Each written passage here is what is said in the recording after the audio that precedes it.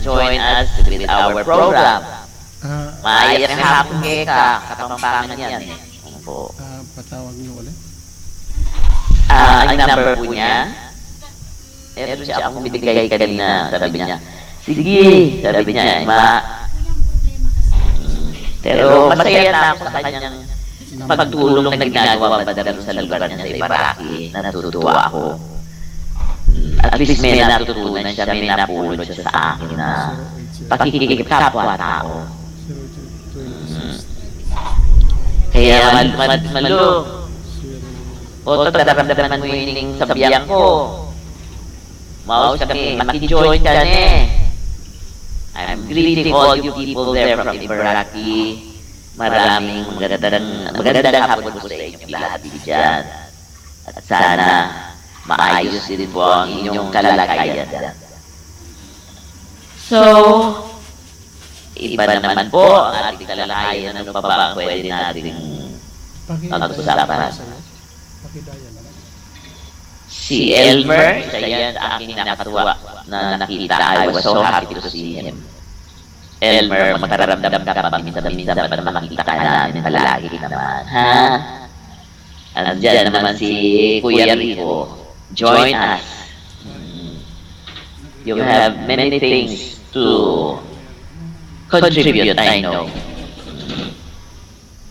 Tsaka isa pa, ang pangganda na pwede natin pag-usapan ng kita ko kanina is our daily reading for the day, the gospel. Tungkol po sa yung kwan ngayon is ang ganda na nabasa ko kanina is about yung kwan ngayon is how we evangelize people outside, but first we do the evangelization inside our house, sa loob ng ating bahay po. Yun ang naiintindihan ko sa gospel for today. Na dyan mo makikita kung paano mo tinuruan ang mga anak mo. Kaya, di naman po ako well-versed sa mga ganito, pero what I read this morning in the Bible, so nice po. Ito po ito nakita ko. Witnessing, sabi niya. Saturday, ito from Ledake. And let them be a pendant on your forehead by Deuteronomy 6,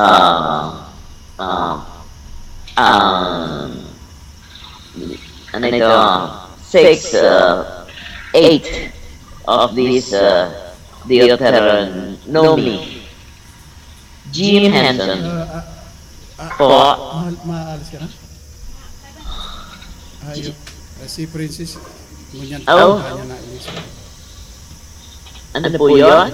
Wala po na. Kinukontak ko si Parang Elmer. Ay, opo.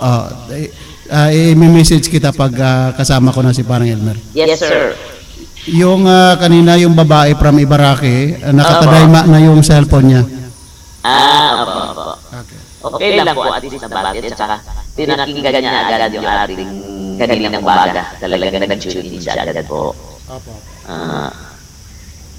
So, ito po ang sinabagit ito yung gospel reading for today na yung Paris ni Jim Henson, known as the creator of the Muppets and the Sesame Street characters, among others,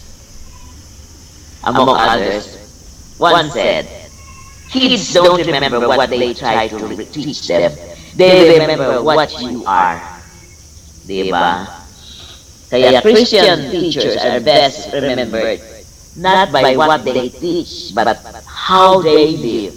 Hindi ko minsan natatandaan yung mga tinuturo, pero natatandaan ng mga bata yung sila yung nagturo.